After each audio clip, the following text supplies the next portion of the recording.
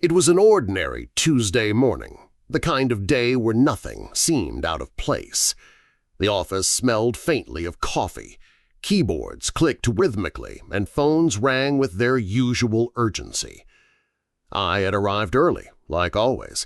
For 15 years I had been the kind of employee who never missed a deadline, who came in before the boss, and who stayed long after the lights dimmed. My loyalty wasn't just part of my job, it was part of who I was. But that morning felt strange from the start. The receptionist avoided eye contact. My colleagues gave me quick, almost nervous smiles.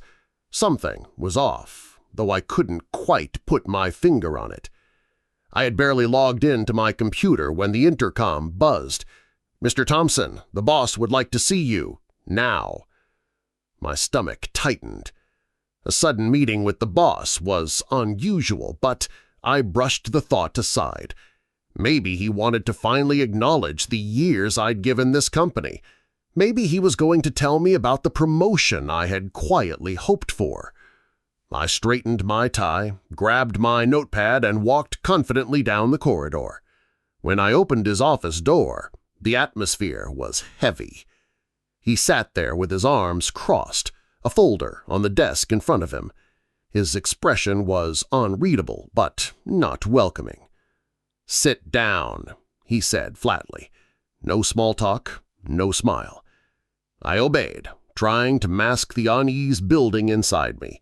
He opened the folder, glanced at a paper, and then looked directly at me.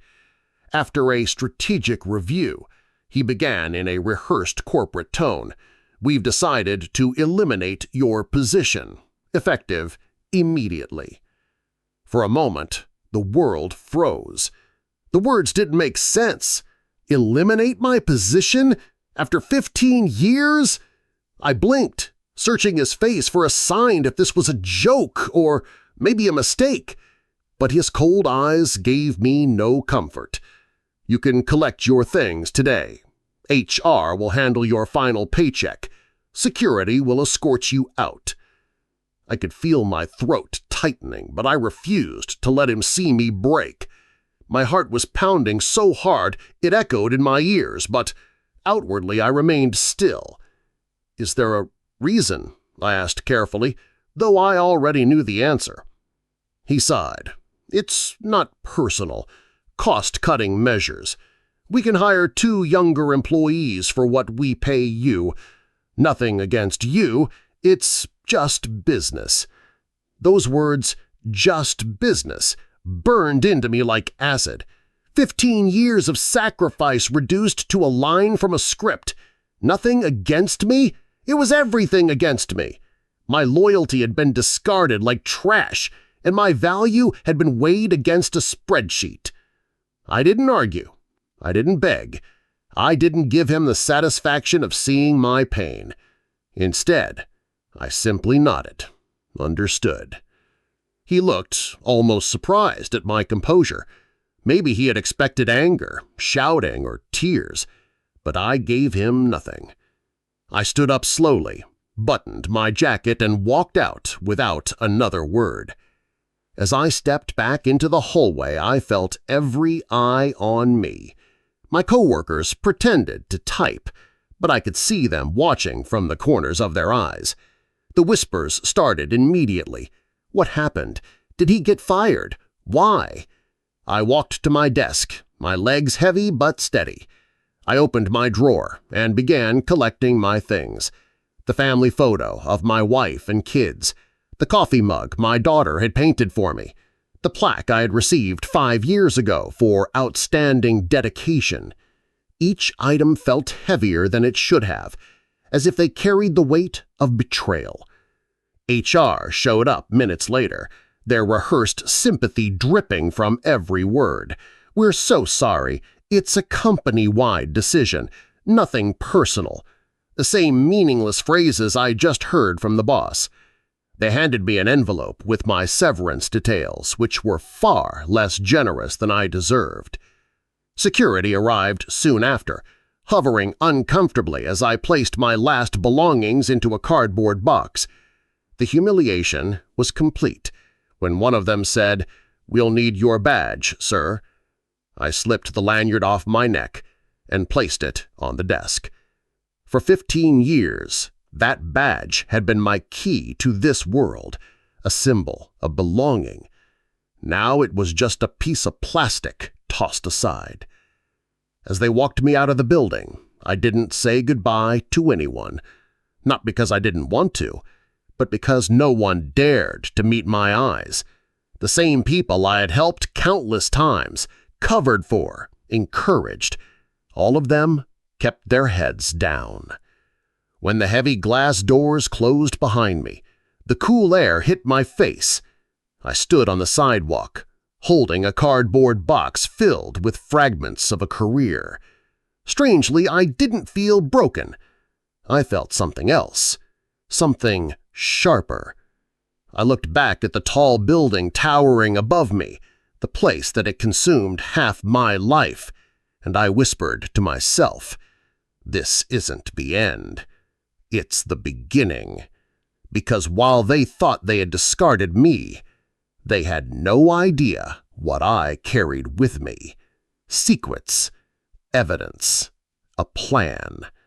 And that plan had just begun. The first night after being fired was the hardest.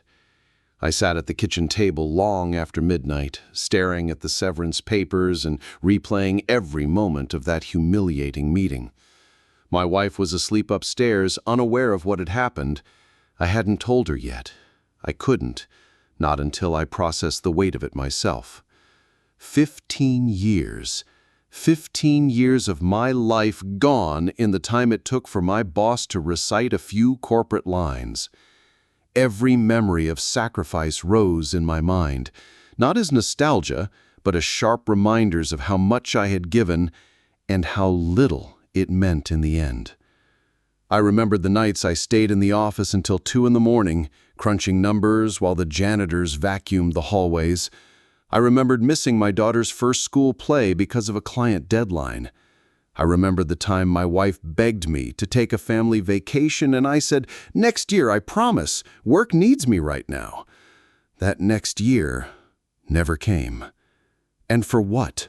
A cardboard box and a cold escort out the front door? I thought of the Christmas party 5 years ago when my boss stood on stage and gave me a plaque for outstanding dedication. Everyone clapped, and I felt proud. I framed that plaque and put it on my desk. Now that same boss couldn't even look me in the eye without reciting a line about cost-cutting. The hypocrisy made my stomach twist. The more I thought about it, the more I realized how much of myself I had erased for that company. My children had grown while I was buried in spreadsheets. My marriage had been tested countless times by my long hours and late nights. My friendships outside of work had quietly disappeared because I was always too busy. I had built my life around the company as if it were a second family. And in one morning, that family had shown me exactly what I meant to them: nothing. The next day, I woke up to silence. No alarm, no rush to iron a shirt, no morning commute through traffic. At first, it felt surreal, almost like a dream, but then reality sunk in. I had no job, no income, and my reputation, carefully built for over a decade, had been ripped away. When I finally told my wife, she stared at me in disbelief. "They can't just do that," she said, her voice trembling. "They can. They did," I replied. Her eyes filled with tears, but I stayed calm. I couldn't let her see how much it broke me. I had to be strong, at least on the outside. Inside, though, I felt hollow. The phone calls began a few days later. Colleagues who once treated me like a mentor now spoke in hushed tones. I heard what happened. "I'm so sorry." But their voices carried something else too: fear. They were afraid to be next, afraid to associate with someone discarded. Some didn't call at all. The silence of old friends from the office spoke louder than any words. Everywhere I looked, I saw reminders of my 15 years, the stack of business cards in my drawer, the worn leather briefcase I had carried every day, The suit jackets hanging in the closet, each one tied to a promotion, a client meeting, or a milestone that now felt meaningless. But beneath the grief, something darker began to stir. It wasn't just sadness, it was anger. Anger at the betrayal, anger at myself for believing loyalty meant something, anger at the man who had taken my dedication and used it like fuel for his own rise, only to toss me aside when it suited him. And with that anger came a clarity I hadn't felt in years. I remembered the countless documents I had filed, the confidential reports I had written, the emails I had been copied on that revealed things most employees never saw. Shady accounting, deals swept under the rug, promises broken to clients. The company had secrets, secrets I had quietly stored away, out of duty, out of fear. Now, those secrets had a new meaning. They weren't just papers and files. They were power. As I sat there flipping through old folders and hard drives, I realized something my boss never did.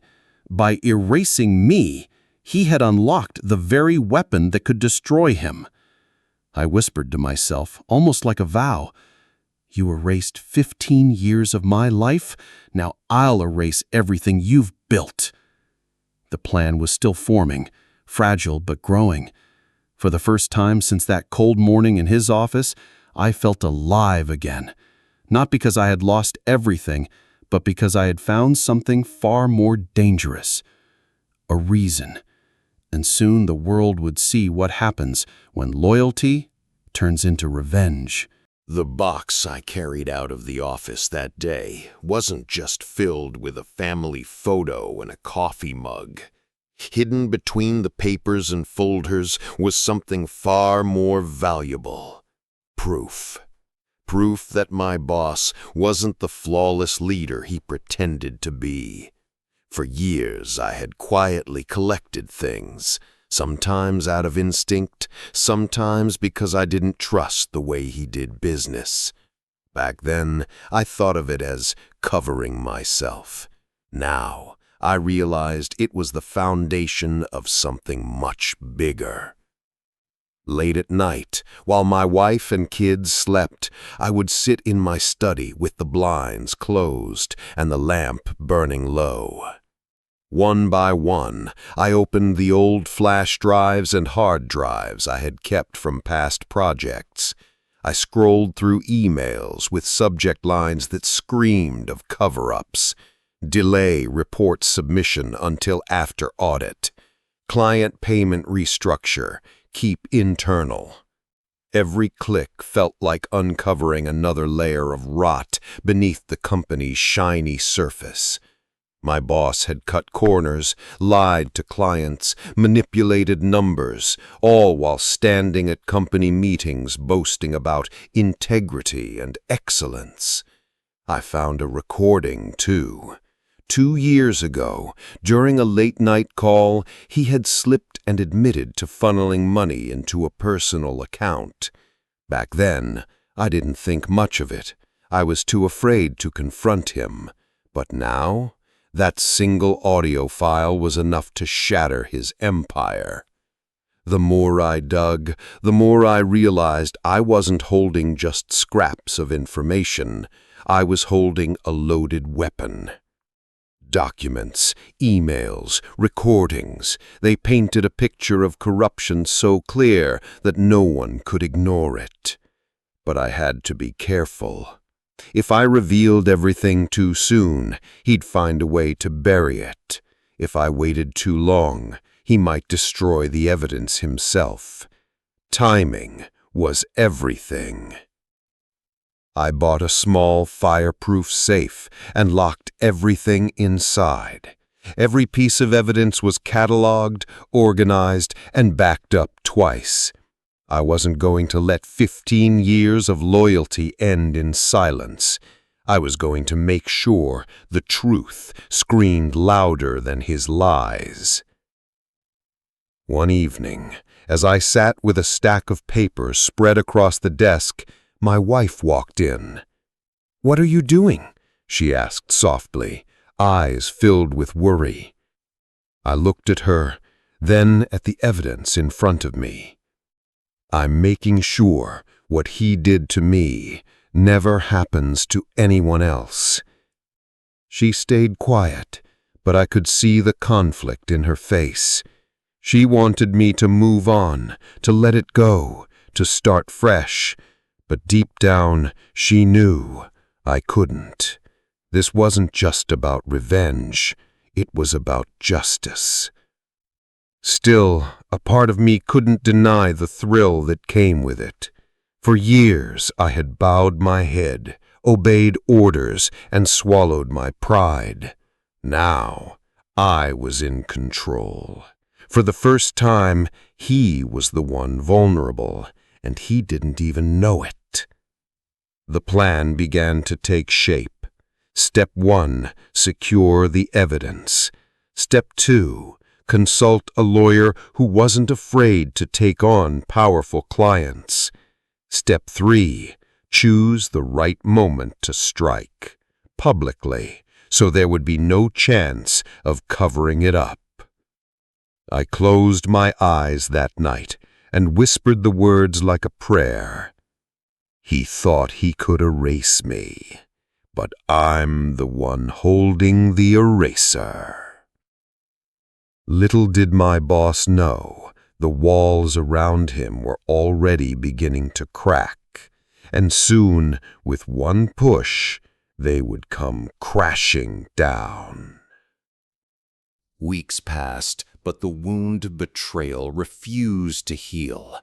Every morning, I woke up with the same bitter taste in my mouth, the same memory of my boss's cold eyes as he erased 15 years of my life with a single sentence.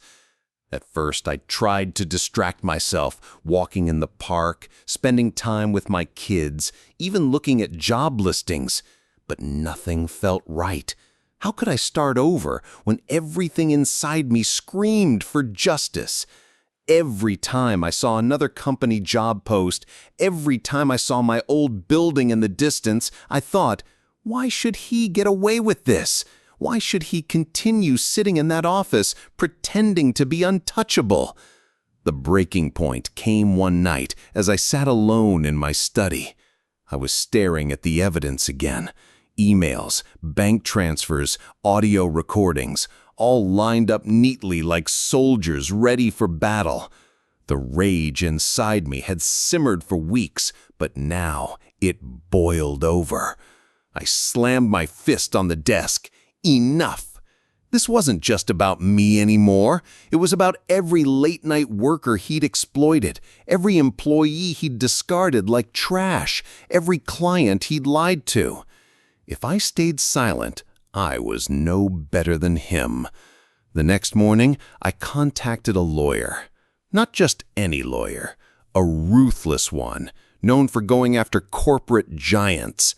When I slid the first batch of documents across his desk, his eyes widened. He leaned back in his chair and gave a slow whistle. You realize this isn't just grounds for a lawsuit. This is criminal. I nodded. That's the point. From that day forward, everything changed. My life became consumed with preparation. I spent hours sorting through files, piecing together timelines, crafting a narrative so tight that no one could deny the truth. My lawyer guided me, but I was the one driving it. Every detail mattered, every date, every signature, every hidden transaction. It all built the case brick by brick. Meanwhile, I kept an eye on my old company. Through whispers from former colleagues, I learned that my replacement, 2 fresh graduates hired at half my salary, was already struggling. Deadlines were being missed. Clients were getting restless. My boss, arrogant as always, dismissed it as growing pains. He had no idea that a storm was brewing right outside his door. There were moments when doubt crept in. Late at night, I'd stare at the ceiling and wonder, am I doing the right thing? Or am I letting revenge consume me? But then I'd remember that humiliating walk through the office, the whispers, the security guard taking my badge. I'd remember my daughter asking, "Daddy, why aren't you going to work anymore?" And the doubt would vanish, replaced with fire. One evening, my wife confronted me. "You've changed," she said softly. "You hardly sleep, you hardly smile. Is this really about justice, or are you destroying yourself just to destroy him?" I looked at her, tired but resolute. "This is about making sure no one else goes through what I did. He thinks he's untouchable. I'm gonna show him he's not."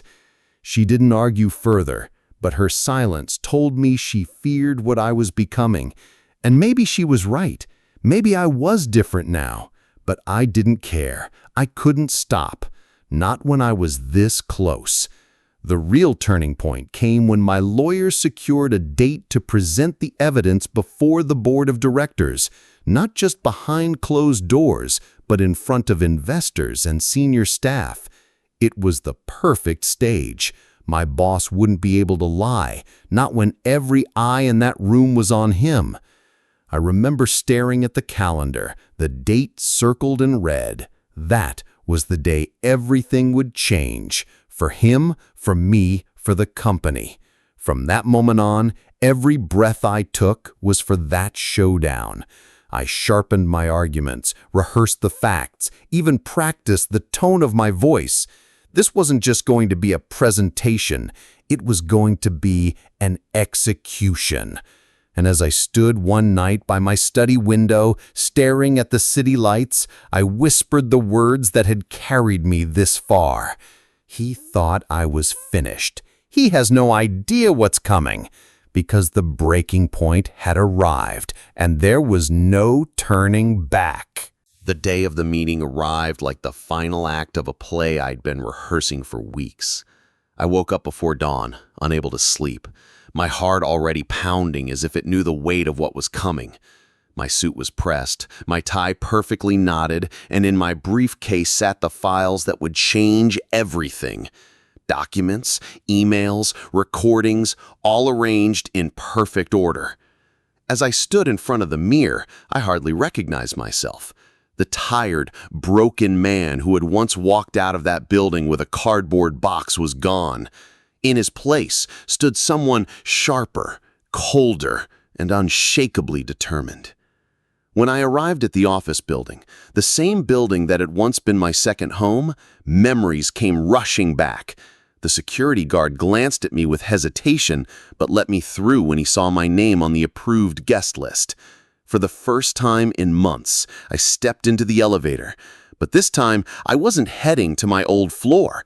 I was heading straight to the top, to the boardroom. The doors opened to reveal a long table filled with directors, investors, and senior staff. My boss sat at the head of the table, his usual smug confidence plastered across his face. When his eyes met mine, a flicker of surprise flashed for just a second, quickly masked by arrogance. "Well," he said, forcing a smile, "this is unexpected." "Not as unexpected as what you're about to hear," I replied calmly, taking my seat across from him. The room fell silent. Everyone could feel the tension, like the air before a thunderstorm. The chairman of the board cleared his throat. "We are here today to discuss concerns raised about company operations. Mr. Thompson has requested to present evidence. Please, proceed." I opened my briefcase and laid the first folder on the table. For 15 years, I gave everything to this company. And for 15 years, I watched corners being cut, promises being broken, and laws being bent. I stayed silent out of loyalty, but loyalty was not returned. So today, I speak. Gasps echoed as I projected the first set of emails on the screen. They weren't just minor mistakes. They were deliberate cover-ups, delayed reports, false numbers, client deceptions. My boss shifted uncomfortably in his chair, but I didn't stop. Next came the bank transfers, the proof that funds had been siphoned into accounts that had no business existing. I pointed directly at him. These transfers were authorized under your signature." His face reddened. He stammered, "This is taken out of context." But then I played the recording. His voice filled the room clear as day. "Move it into my personal account for now. We'll fix the books later." The room erupted. Directors exchanged shocked glances. Investors whispered furiously to each other, and staff stared in disbelief. My boss slammed his fist on the table. "This is nonsense! He's a bitter ex-employee trying to ruin me!" But the evidence spoke louder than his words, and the more he shouted, the more guilty he looked. I leaned forward, my voice steady. "You thought erasing me would make me disappear, but all you did was give me the freedom to bring the truth to light." The chairman's face hardened. "This is serious. Very serious. Effective immediately, we will be conducting a full investigation. And until then, Mr. Richards, you are suspended from your duties." For the first time in all the years I had known him, I saw fear in his eyes. His arrogance cracked, replaced by panic as the reality sunk in. As security escorted him out, not me this time, but him, I felt a surge of satisfaction wash over me.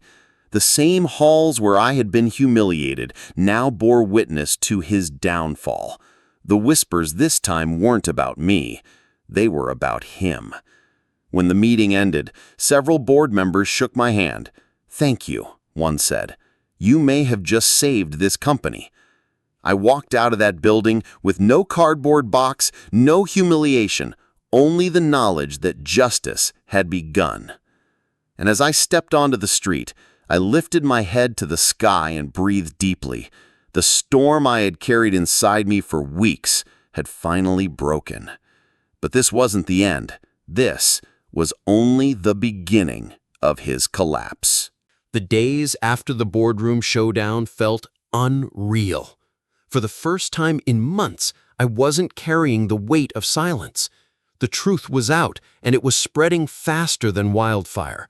News outlets picked up the story within 48 hours. Headlines appeared online and in print. CEO accused of fraud. Corruption scandal rocks major firm. Insider exposes years of deception. Each article painted my former boss not as a visionary leader, but as the fraud he truly was. His polished reputation, once untouchable, was crumbling in front of the world. I watched the coverage from my living room, my wife by my side. She squeezed my hand as the news anchor replayed the same audio recording I had unveiled at the board meeting. Hearing his voice played over national television was the final nail in his coffin. Phone calls began pouring in, some from old colleagues who once avoided me, others from strangers thanking me for standing up. My lawyer called too, his voice full of satisfaction. "He's finished. The investigation is official. He won't walk away from this." I should have felt nothing but joy, but what surprised me was the calm that settled over me. The anger that had once consumed me was gone. In its place was something deeper: peace. For months, revenge had fueled me, kept me awake at night, pushed me forward. But now that it was complete, I realized it had become something greater than revenge. It was justice. The company moved quickly to repair the damage. The board released statements, investors demanded reforms, and employees whispered of a fresh start. Ironically, the same people who once watched me walk out in silence now spoke of me as a hero. One afternoon, I returned to the building, not to work, but as a guest. The atmosphere was different, subdued, cautious. Some employees avoided eye contact, ashamed of how they had treated me before. Others smiled nervously as if seeing me for the first time. I didn't go to my old floor. I went straight to the top. The chairman greeted me warmly, thanking me again for my courage. They offered me a consulting role in the restructuring process, but I politely declined. My time there was over. I wasn't interested in rebuilding what they had allowed to rot. When I walked out of that building for the last time, it wasn't with a cardboard box, and it wasn't with bitterness. It was with my head held high, knowing I had taken back my dignity. At home, My children hugged me tighter than ever. My daughter whispered, "Daddy, I'm proud of you." Those words meant more than any paycheck, any promotion, any plaque ever could. That night, sitting on the porch with my wife, I finally let out a breath I didn't know I'd been holding. The stars above seemed brighter, the air lighter. She looked at me with soft eyes and said, "You did it. It's over now." I nodded. Yes, it's over. But as I reflected on everything, I realized it wasn't just about ending something. It was about beginning anew. The company had taken 15 years of my life, but it had also taught me something priceless. Never hand your worth to someone who doesn't value it. I had been loyal to a fault, believing that hard work and sacrifice would always be rewarded. I learned the hard way that sometimes loyalty blinds us to the truth. But I also learned that silence is not weakness. Sometimes silence is only the calm before a storm. And when that storm breaks, it changes everything. My boss lost everything: his job, his reputation, his freedom. I, on the other hand, walked away not with wealth or status, but with something far greater: the strength to reclaim my voice, my dignity, and my future. The chapter of my life with that company was closed, but the story of who I would become next was just beginning. Because in the end, revenge isn't about destroying someone else. It's about reclaiming yourself. And I had done exactly that.